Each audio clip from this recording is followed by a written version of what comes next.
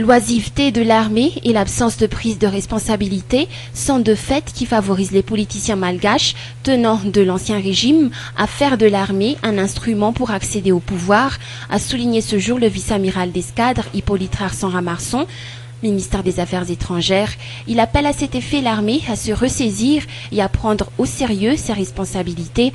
Il a proposé également durant son intervention la réalisation d'une refondation de l'armée pour actualiser et mettre à jour les tâches et attributions de chaque structure.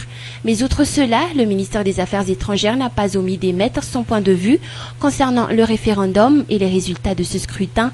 Il a réitéré une fois de plus que ce référendum était l'expression du choix du peuple malagasy et les résultats qui en découlaient sont tout à fait crédibles, a-t-il continué. Une fois questionné sur l'importance et la nécessité de l'obtention de la reconnaissance internationale, Hippolyte Rarson Ramarson a rappelé que durant ces 50 années passées, la Grande Île a toujours eu la reconnaissance internationale. Il ne voit pourtant aucune perception ou conséquence de l'existence de cette reconnaissance internationale. Il a posé la question comme quoi est-il important pour le pays et pour le peuple malagasy d'acquérir la reconnaissance internationale pour les 50 années à venir.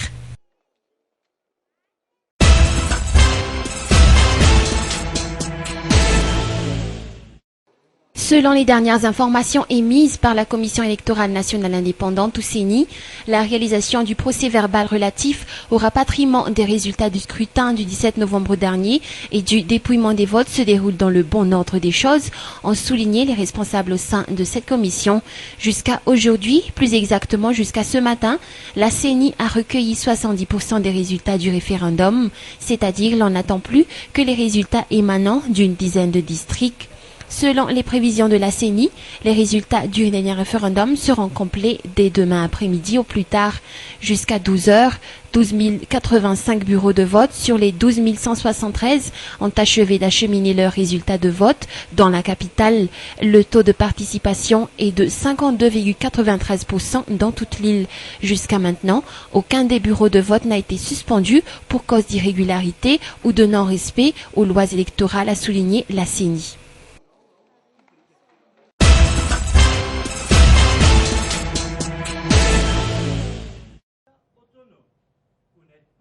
Le peuple malgache a parlé. Le fort taux de participation au référendum constitutionnel qui s'est tenu le 17 novembre dernier en est la preuve, a soutenu le sénateur belge Paul Will, un des parlementaires issus des différents pays de l'Europe, et ayant observé le déroulement du scrutin.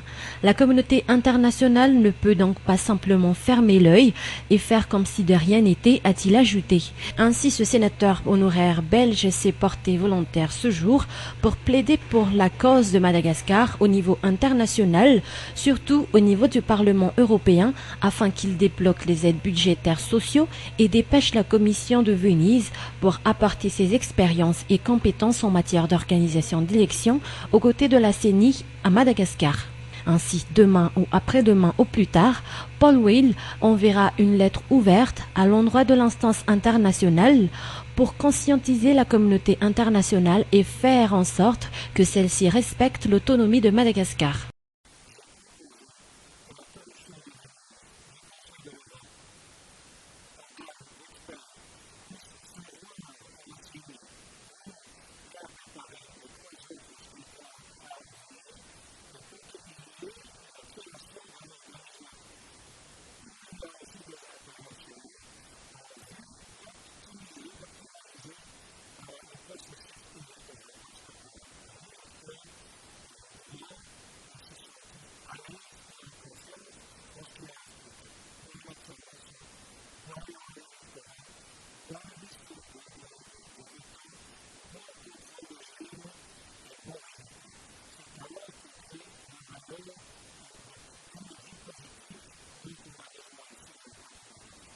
En ce qui me concerne, moi, Will, je m'engage, et vous allez voir ça dans les 2 jours qui suivent, je vais aussi formuler une lettre ouverte aux instances internationales pour qu'on revoie l'attitude qu'on a eue jusque maintenant à l'ACP, dans les conditions qu'on a posées au chef de la transition, etc.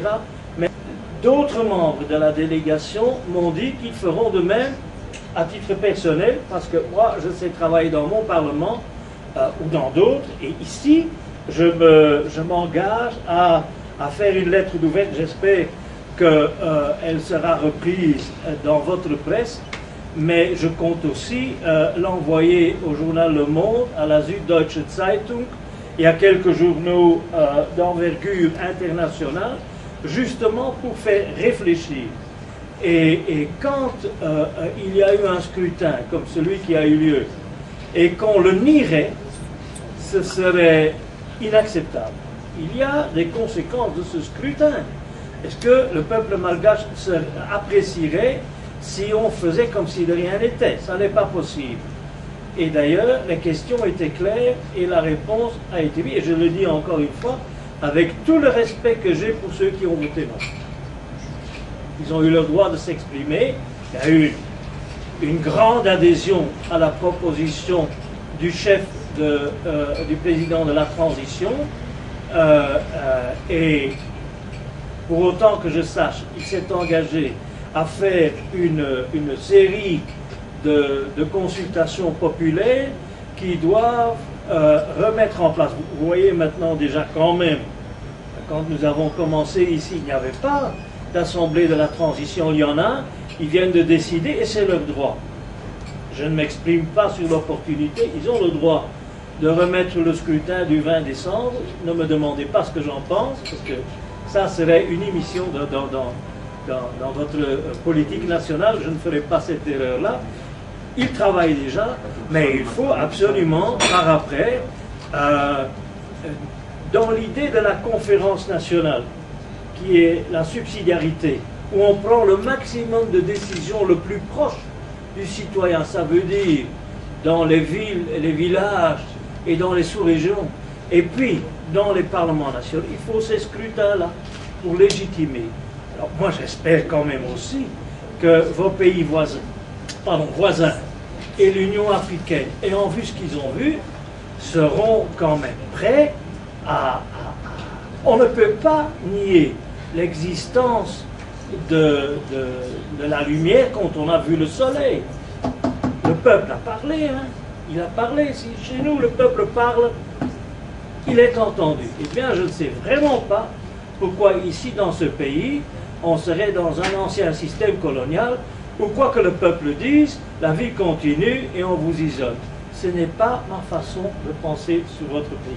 Concernant le report de la date de l'élection municipale, au début prévu de se tenir ce 20 décembre, ce sénateur belge a avancé que le Parlement malgache a tout à fait le droit de reporter les communales s'il juge cela nécessaire. Pour ce qui est de l'affaire de mutinerie au Kambani Ivat, le 17 novembre dernier, Paul Will a encore une fois fustigé les journalistes étrangers qui, pour la plupart du temps, ont tendance à déformer la vraie réalité à Madagascar.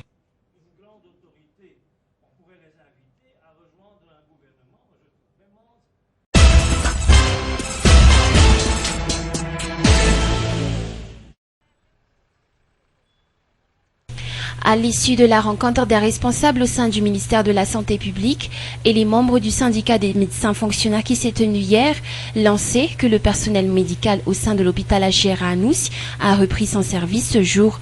Le portail de ce grand hôpital était ouvert et les différents services ont fonctionné comme il se devait.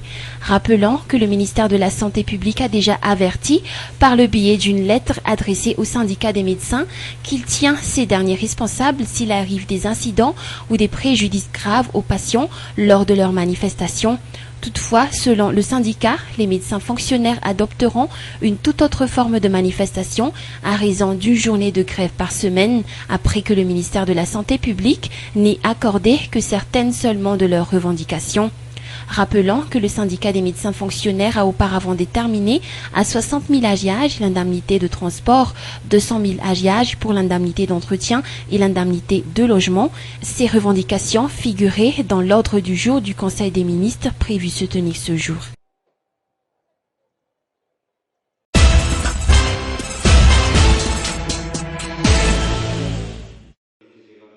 Des kits axés sur la lutte contre la corruption seront prochainement distribués aux ambassades malagasy. Ce fut le fruit d'un travail de coopération et de collaboration entre le ministère des Affaires étrangères et le Bureau indépendant anticorruption ou BIANCO.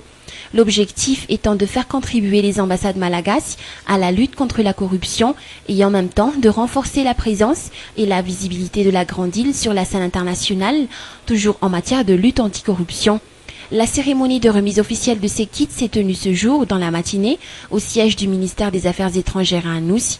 Ce document renferme des rapports et bilans des réalisations qui ont été faites dans la Grande Île en matière de lutte contre la corruption, les cadres de stratégie de lutte ainsi que la mise en œuvre des différentes stratégies nationales de lutte anticorruption également.